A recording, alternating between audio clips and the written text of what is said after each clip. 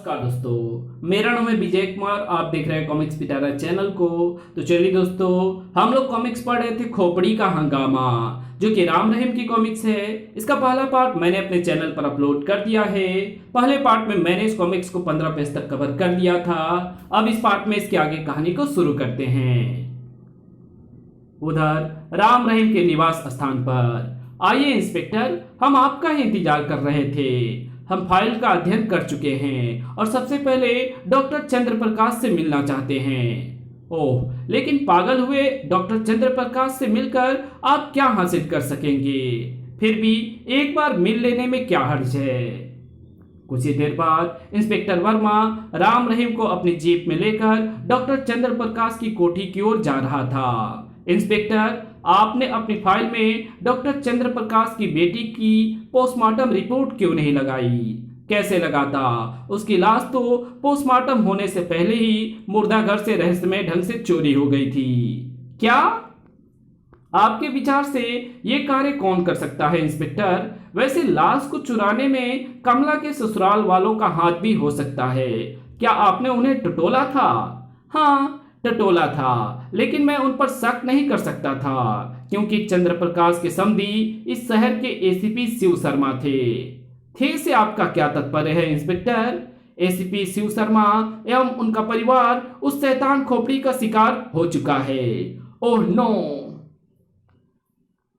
कुछ देर बाद लो आ गई डॉक्टर की कोठी, लेकिन समझ में नहीं आता कि आज यहाँ इतना सन्नाटा क्यों है। उस बंगले के ड्राइंग रूम में प्रवेश करते ही उन्हें हैरत का तेज झटका लगा। है डॉक्टर चंद्र प्रकाश की लाश! या अल्लाह! उफ, इनका भी कत्ल कर दिया गया। इंस्पेक्टर वर्मा ने तुरंत अपने सहयोगियों को फोन किया। जब तक वे वहां पहुंचे, राम रहीम एवं इंस्पेक्टर वर्मा ने बड़ी बारीकी से लाश और उसके आसपास का निरीक्षण किया।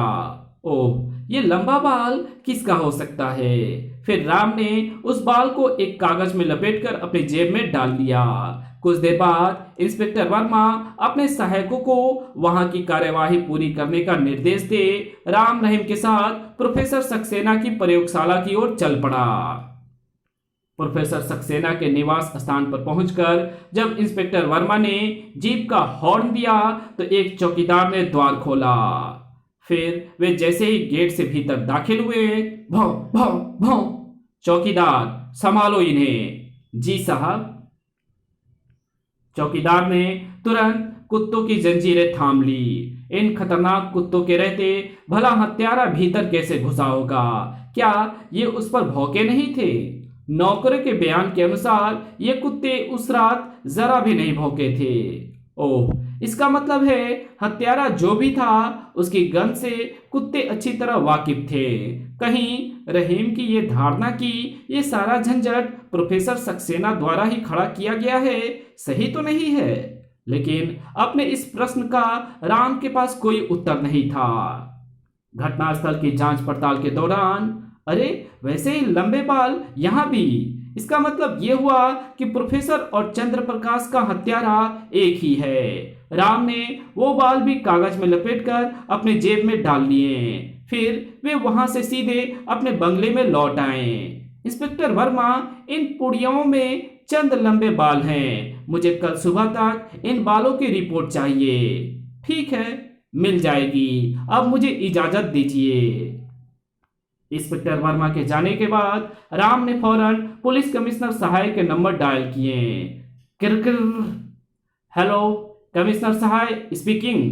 अंकल, मैं राम बोल रहा हूँ। क्या आप 2 लड़ाकू विमानों का प्रबंध कर सकते हैं जो रात के समय शहर के ऊपर गश्त कर सके? हो जाएगा, लेकिन तुम ऐसा क्यों चाहते हो? इसलिए कि यदि अब वो शैतान खोपड़ी रात को शहर में दिखाई दे तो वे लड़ाकू विमान उसका पीछा करके उसके ठिकाने का पता लगाने की कोशिश करे। Good idea. अब शैतान खोपड़ी की खैर नहीं रहेगी। Thank you uncle. उसी रात जब राम रहीम आपस में बातचीत कर रहे थे तो अचानक छन छनाक है। अरे अब मेरा शिकार तुम दोनों होगे, शैतान खोपड़ी। अगले पल कड़ कड़ाक, ओ उफ, तभी खोपड़ी के मुंह से उसकी गज भर लंबी जुबान बाहर निकल आई। ओह, इसने मुंह में तो पूरी तलवार समाई हुई थी, अब इससे कैसे निपटा जाए। तभी उसकी तलवार तभी उसकी जुबान किसी तलवार की तरह घूमी, लेकिन साए साए कमबख्त ने इतना भी मौका नहीं दिया कि मैं तकिए के नीचे से अपना रिवॉल्वर ही निकाल लेता। रहीम बचने की कोशिश में जिस स्थान पर जाकर गिरा था वहां लोहे की एक बड़ी सी रॉड पड़ी थी। फिलहाल तो इसी रॉड से काम चल जाएगा। अगले पल कड़ाक। बाप रे, इस कमबख्त की जुबान ने तो लोहे की रॉड को भी मूली की तरह काट डाला। रहीम भागो, इससे पार पाना फिलहाल हमारे बस की बात नहीं है। ठीक कहते हो। शीघ्र ही दोनों बंगले से बाहर निकलकर सुनसान सड़क पर दौड़ने लगे, लेकिन शैतान की खोपड़ी अभी भी उनके पीछे थी। बचकर कहां जाओगे चूहो, हंफ हंफ। और तभी आकाश तेज गड़गड़ाहट से गूंज उठा। गर गर। थैंक यू अंकल, आपने ठीक समय पर एक्शन लिया। वाह, आ गए हमारे मददगार। उधर अपनी प्रयोगशाला में जटाधारी भैरवनाथ ये देख चौंका। है लड़ाकू विमान, तो ये चाल चली है इन्होंने मेरे साथ। खैर निपटूंगा इनसे भी। फिलहाल तो शैतान खोपड़ी को वापस बुला लेना ही ठीक होगा। और अगले ही पल खट खट, परिणाम स्वरूप वो मारा। भाग रहा है साला शैतान। शीघ्र ही विमान और खोपड़ी आकाश में काफी ऊंचाई पर पहुंचकर उनकी दृष्टि से ओझल हो गए। अब लड़ाकू विमान उससे खुद ही निपट लेंगे। आओ वापस चलते हैं। हाँ चलो, कम से कम आज की रात तो उस खोपड़ी की ओर से हमें कोई खतरा पेश नहीं आएगा। और दोनों वापस अपने निवास स्थान पर पहुंच गए। उधर दोनों लड़ाकू विमान पूरी मुस्तैदी के साथ शैतान खोपड़ी का पीछा कर रहे थे, लेकिन अचानक खोपड़ी विमानों की ओर पलटी और कर कड़ाक। उफ, हैं ये क्या मुसीबत आ रही है। अगले ही पल भड़ाम भड़ाम। वे दोनों कमबख्त आज तो बच गए, लेकिन देखूंगा कब तक अपनी जान बचाते हैं। इधर राम रहीम सोने की कोशिश कर रहे थे कि ट्रिन ट्रिन। ओह, इतनी रात के किसका फोन आ गया। शायद कमिश्नर अंकल का होगा, मैं देखता हूँ। Hello, Ram speaking. बेटे, मैं कमिश्नर साहब बोल रहा हूँ। हमारे दोनों लड़ाकू विमान उस शैतान खोपड़ी ने नष्ट कर दिए। ओह गॉड। खैर, मैं सुबह आपसे आपकी कोठी पर आकर मिलूंगा अंकल। आप कहीं जाना नहीं, आपसे कुछ विशेष बातें करनी है। ठीक है। क्या हुआ। शैतान खोपड़ी फिर अपना काम कर गई। उसने दोनों विमानों को नष्ट कर दिया। सुनकर रहीम के चेहरे पर सन्नाटा खींच गया। वो रात उन्होंने जैसे तैसे करके काटी और सुबह जब वे तैयार होकर कमिश्नर से मिलने जा रहे थे तो इंस्पेक्टर वर्मा वहां पहुंचा। राम रहीम ने उसे रात की सारी घटना बताते हुए उन बालों के बारे में पूछा तो उसने बताया वो बाल नकली है, किसी विंग से टूटे हुए हैं। ओह, इसका मतलब हत्यारा अपने आप को छुपाने के लिए विंग का इस्तेमाल कर रहा है। इंस्पेक्टर वर्मा, क्या आपकी निगाह में कोई ऐसा व्यक्ति है जिसके इतने लंबे लंबे बाल हो या फिर कोई लंबे बालों वाली विंग इस्तेमाल करता हो। नहीं, लेकिन फिर अचानक कुछ ध्यान आते ही मिस्टर राम, एक जटाधारी बाबा जिसका नाम भैरवनाथ है, उसके जरूर लंबे लंबे बाल हैं। ओह, कहाँ रहते हैं वो। सफेद मठ में। वो रोज सुबह वहां प्रवचन करते हैं और राजनगर के बहुत लोकप्रिय एवं माननीय व्यक्ति हैं। तो वो साधु है। क्या आप हमें उनसे मिलवा सकते हैं। सॉरी, आज सुबह पेपर में खबर छपी है कि वो कल से किसी अज्ञात समाधि पर चले गए हैं और कुछ दिनों तक वे किसी को दर्शन नहीं देंगे। राम किसी सोच में डूब गया, फिर बोला, आपको आज से ही सफेद मठ की निगरानी करनी है। प्लीज कोई प्रश्न मत कीजिएगा, सिर्फ मेरी बात ध्यान से सुनिए। कहकर राम इंस्पेक्टर वर्मा को कुछ समझाने लगा। इंस्पेक्टर वर्मा सब कुछ समझने के बाद तुरंत वहां से निकल गया और राम रहीम भी टैक्सी पकड़कर कमिश्नर सहाय की कोठी पहुंच गए। मुझे लोहे की दीवारों वाला एक चुंबकीय कमरा चाहिए जो। फिर राम कमिश्नर सहाय को उस कमरे की अन्य विशेषताओं के बारे में बताते हुए अंत में बोला, अब बताइए, क्या मेरे मन मुताबिक कमरा जल्द से जल्द उपलब्ध हो सकता है? हाँ, ऐसा कमरा तो पुलिस डिपार्टमेंट की खुद की ही मिल्कियत है। हम वहां यदा कदा उन खूंखार अपराधियों को ले जाते हैं जिनका मुंह हमें हर कीमत पर खुलवाना होता है। गुड, तो फिर आप हमें जल्दी वहां ले चलिए। कुछ ही देर बाद यह है हमारे डिपार्टमेंट का खुफिया एवं महत्वपूर्ण अड्डा, और ये है तुम्हारे मन मुताबिक चुंबकीय कमरा। इसके दो द्वार हैं, एक जिससे हम भीतर आए हैं और दूसरा वो जिससे हम बाहर जाएंगे। ये दोनों द्वार ऑटोमेटिक है। नजदीक पहुंचते ही ये द्वार अपने आप खुलते हैं और बाहर निकलते ही बंद हो जाते हैं। फिर कमिश्नर उन्हें लेकर जैसे ही एक सपाट दीवार के सामने पहुंचे, सर आओ मेरे साथ कमरे के दूसरी तरफ, और ये बटन है जिसे दबाते ही उस कमरे की लोहे की दीवारें भट्टी की तरह धधकने लगेगी। बहुत खूब, मैं ऐसा ही कमरा चाहता था। आज से मैं और रहीम इसी कोठी में रहेंगे। मैं शैतान खोपड़ी को इस चुंबकीय कमरे में बंद करके नष्ट करना चाहता हूँ, कहकर राम कमिश्नर सहाय को अपनी योजना बताने लगा। सारी प्लानिंग सुनने के बाद कमिश्नर सहाय प्रसन्नता से उछल पड़े। वाह, बहुत शानदार स्कीम सोची है तुमने। यदि एक बार वो शैतान खोपड़ी यहाँ फंस गई तो फिर उसकी कोई रक्षा नहीं कर सकेगा। फिर ठीक है, तुम दोनों यहीं रुको, मैं एक स्पेशल कमांडो के हाथ तुम्हारा सामान यहीं भिजवा दूंगा, वही तुम्हारा ड्राइवर भी होगा। ठीक है, 2 घंटे बाद आपका सामान आ गया है। और कोई काम साहब? रात को तुम्हें पिछवाड़े खड़ी कार में सतर्क रहना है, हमें किसी भी समय तुम्हारी जरूरत पड़ सकती है। ठीक है साहब, कहकर राम सिंह चला गया। उधर बाबा राम रहीम गोल चौक कोठी नंबर 15 में रहने के लिए चले गए हैं। तो वे चूहे सोच रहे हैं कि मकान बदलकर मौत से बच जाएंगे, लेकिन मैं आज रात ही उनका काम तमाम कर दूंगा। और उसी रात जब राम रहीम गहरी नींद में सोए हुए थे, कड़ कड़क खड़, अगले पल तभी अचानक राम रहीम की ना केवल नींद टूट गई बल्कि आज तुम दोनों को तुम्हारा भगवान भी नहीं बचा पाएगा। पहले अपनी खैर मना शैतान। अगले ही पल धाए धाए धाए कर लो अपने दिल की हसरत पूरी। लेकिन राम रहीम भी दिखावे के लिए ही फायरिंग कर रहे थे, असली मकसद तो उनका कुछ और ही था। थोड़ी देर तक गोलियां बरसाने के बाद अचानक राम भागो, हम इस शैतान का मुकाबला नहीं कर सकते। धाए दोनों उस कमरे से बाहर निकलने के बाद चुंबकीय कमरे की ओर दौड़ पड़े। आज नहीं बचोगे। राम रहीम दौड़ते हुए चुंबकीय कमरे में प्रविष्ट हुए। खोपड़ी भी उनके पीछे पीछे दाखिल हुई थी।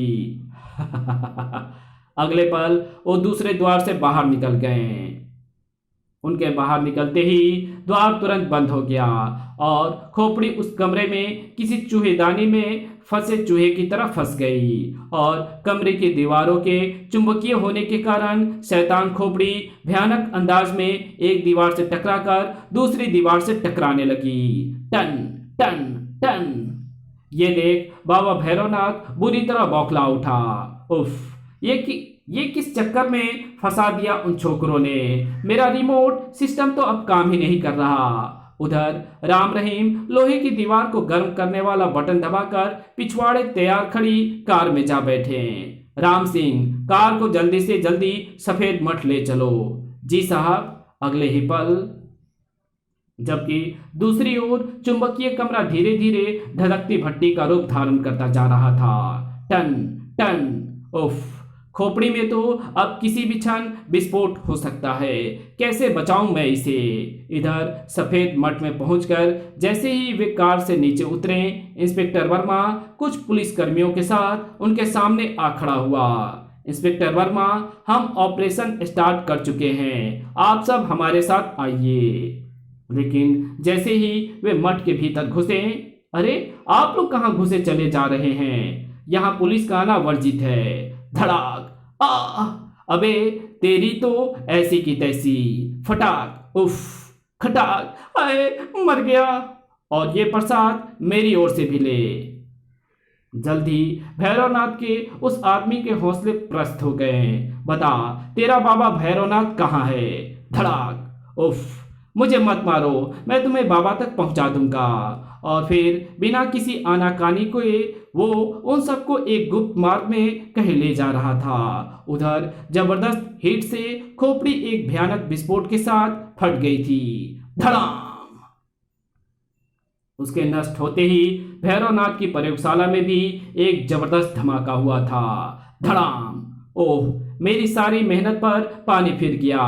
खोपड़ी के साथ साथ मेरा सब कुछ नष्ट हो गया। धड़ाम। जहां विस्फोट हुआ है बाबा उसी कमरे में हैं। और अगले पल, अपने हाथ ऊपर उठा लो भैरवनाथ, तुम्हारा खेल खत्म हो चुका है। ओह, मजबूर हो भैरवनाथ ने अपना हाथ ऊपर उठा दिए। इंस्पेक्टर वर्मा, अब आप इसके बाल और दाढ़ी नोच कर इसका असली चेहरा दिखाइए। अभी लो। और अगले पल, डॉक्टर चंद्र प्रकाश, अरे हैं? डॉक्टर, यदि तुम जीवित हो तो फिर वो व्यक्ति कौन था जिसकी लाश तुम्हारी कोठी पर मिली थी?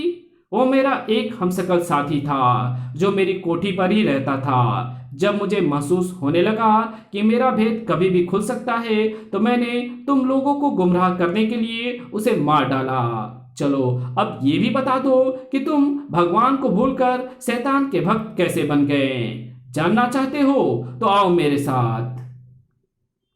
जल्दी चंद्र प्रकाश उन सबको लेकर एक दूसरे कमरे में पहुंचा। लो देखो, ये है वो शख्स जिसके कारण मुझे भगवान को भूलकर शैतान का भक्त बनना पड़ा। उफ, या खुदा, ओह, कौन है ये? हे भगवान, ये मेरी बेटी कमला है। क्या? इसे मैंने मुर्दा घर से गायब किया था क्योंकि मैं नहीं चाहता था कि मौत के बाद मेरी बेटी की चीराफाड़ी करके कोई इसकी लाश की दुर्गति करे। और उस तूफानी रात में जब मैं मुर्दा घर से अपनी बेटी की लाश लेकर बारिश में भीगता हुआ भागा जा रहा था कि अचानक हैं, ये कौन कर रहा है? फिर तुरंत ही मेरा ध्यान अपनी बेटी की ओर गया। पिताजी, मेरी बेटी, ईश्वर की इच्छा थी या कोई चमत्कार कि मेरी बेटी अचानक ही जी उठी थी। मैं इसे घर ले आया और इसका उपचार किया। ये बस तो गई, लेकिन इसे इसका पहले जैसा रूप, रंग और शरीर देने के लिए इसके पूरे शरीर की प्लास्टिक सर्जरी करनी होगी और उसमें लाखों रुपए लगेंगे। जबकि मेरे पास धन के नाम पर एक फूटी कौड़ी भी नहीं थी और मैं ये भी जानता था कि प्रोफेसर सक्सेना के पास भी रुपया नहीं होगा क्योंकि वे अपना सब कुछ अपने नए आविष्कार पर लगा चुके थे। तब मैं पैसों के लिए अपने किस किस मित्र और रिश्तेदार के पास नहीं गया, परंतु सबने मुझे खुजली वाला कुत्ता समझकर दुत्कार दिया। सॉरी डॉक्टर, इस समय मैं खुद पैसे पैसे के लिए परेशान हूँ। शायद अपना मकान गिरवी रखकर अपना काम चलाना पड़े, अतः मैं तुम्हारी कोई मदद नहीं कर सकता। ऐसे में एक रात, डॉक्टर, यदि तुम हमारे लिए काम करने के लिए तैयार हो जाओ तो हम तुम्हें इतना रुपया देंगे कि तुम आराम से अपनी बेटी का इलाज करा सकोगे। क्या काम करना होगा मुझे? प्रोफेसर सक्सेना का आविष्कार हथिया लो और इस देश में खून की नदियां बहा दो। ओह, तब तक मैं बुरी तरह टूट चुका था, अतः तुरंत तैयार हो गया। और उस रात और 7 रोज बाद जब मैं भैरवनाथ के वेश में प्रोफेसर सक्सेना की प्रयोगशाला में पहुंचा, मेरा आविष्कार पूरा हो गया, मेरा परीक्षण सफल हो गया। यही मौका है जब मैं प्रोफेसर को डरा धमकाकर उनसे आविष्कार का फॉर्मूला ले सकता हूं। प्रोफेसर सक्सेना का वो आविष्कार हमारी सैन्य शक्ति के लिए बहुत महत्वपूर्ण था। मैं प्रोफेसर को मारना नहीं चाहता था, लेकिन शायद उन्होंने मुझे उस वेश में पहचान लिया था, अतः मजबूर होकर खचाक उसके बाद प्रोफेसर के आविष्कार का फॉर्मूला लेकर मैं अपने इस पुश्तैनी जन्मी दोजर मकान में आ गया। यहाँ मैंने प्रोफेसर के आविष्कार को शैतान खोपड़ी का रूप देने का काम शुरू कर दिया। रात भर में शैतानी खोपड़ी पर मेहनत करता और दिन में जटाधारी भैरव के वेश में ऐसे नौजवानों को ढूंढता जो पैसे के लिए छोटे मोटे जयराम करते थे। अगर मेरे लिए काम करोगे तो मैं तुम्हें चंद महीनों में ही लखपति करोड़पति बना दूंगा। हम तैयार हैं बाबा। और जब 3 माह की मेहनत के पश्चात मेरी शैतान खोपड़ी तैयार हुई तो मैंने सर्वप्रथम उसके द्वारा अपने समधी एसीपी शिव शर्मा और उसके परिवार को मौत के घाट उतारकर उनसे अपनी बेटी का बदला लिया। खचाक आ बचाओ ई। मुझ पर किसी का संदेह ना हो और लोगों के प्रश्नों से भी बचा रहूं, इसके लिए मैं पहले से ही पागल होने का नाटक करने लगा था। और उसके बाद मैंने खोपड़ी की मदद से बैंक लूटे। अब मेरा धर्म, ईमान एवं भगवान सिर्फ दौलत बन गया था। दौलत पाने की हवस में मैंने विदेशी एजेंटों के कहने पर इस देश के सैकड़ों बड़े प्रतिष्ठित लोगों के खून को पानी की तरह सड़कों पर बहा दिया। सुना तुमने, इस तरह बना मैं इंसान से शैतान। तभी पिताजी। ओह बेटी, तुम जाग गई? हाँ पिताजी, मैं जाग गई और मेरी आंखें भी खुल गई। मैंने आपकी सारी बातें सुन ली है। काश जिस दिन मैं दहेज के लिए अपने ससुराल में जलाई गई थी उसी दिन मर जाती तो आज आपकी कहानी सुनकर मुझे इतना सदमा ना पहुंचता। मैं जा रही हूं पिताजी। नहीं बेटी नहीं। लेकिन कमला सदमे के कारण दम तोड़ चुकी थी। तुम भी मुझे छोड़कर चली गई बेटी। अब मेरा भी जीना बेकार है। अगले पल डॉक्टर ने तेजी के साथ अपनी जेब से एक कैप्सूल निकाला और उसे मुंह में डाल दिया। डॉक्टर! लेकिन डॉक्टर मुंह से झाग उगलने के साथ ही दम तोड़ चुका था। ओह, लगता है इसने साइनाइड कैप्सूल खाया था। इस दर्दनाक दृश्य को देखकर सभी के चेहरे उदास हो उठे थे। उसके बाद डॉक्टर चंद्र प्रकाश के सभी साथियों को गिरफ्तार करके पुलिस ने डॉक्टर चंद्र प्रकाश और उसकी बेटी का अंतिम संस्कार कर दिया। राम रहीम प्रोफेसर सक्सेना के आविष्कार का फॉर्मूला लेकर उसी रात राजधानी जाने वाले एक विमान में सवार हो गए। हम तुम्हें हमेशा याद रखेंगे भारत के महान सपूतों। तुम्हारे ही कारण आज हमारे राजनगर में पुनः शांति व्याप्त हो पाई है। शीघ्र ही विमान उड़ चला। राम भैया, मुझे विश्वास है कि चीफ हमें इस कामयाबी पर बहुत बहुत बधाई देंगे, लेकिन तुम ना जाने किस सोच में डूबे हुए हो। सोच रहा हूं कि आज जब दुनिया चांद और सूरज से होड़ करने पर तुली है तब भी दौलत के लालची लोग दहेज के लिए बहुओं को जला रहे हैं। काश भगवान ने दौलत नाम की चीज ना बनाई होती तो कम से कम डॉक्टर चंद्र प्रकाश जैसा योग्य व्यक्ति नर से नर पिशाच ना बना होता। कहते कहते राम की आंखों में आंसू भर आए और रहीम हैरत से उसका चेहरा ताकता रह गया। इसी के साथ ये कहानी यही समाप्त होती है। तो मिलेंगे आपसे एक और नई कॉमिक्स में। तब तक के लिए बाय। अगर वीडियो अच्छी लगी तो इस वीडियो को लाइक कर देना। चैनल पे नए हो तो चैनल को सब्सक्राइब जरूर कर देना। जहां इस वीडियो की जरूरत हो वहां इसको शेयर जरूर कर देना। और हमारे दूसरे चैनल डिवाइन टेक्नोलॉजी और टॉप 10 पिटारा को जरूर से सब्सक्राइब कर देना। Thanks for watching my videos.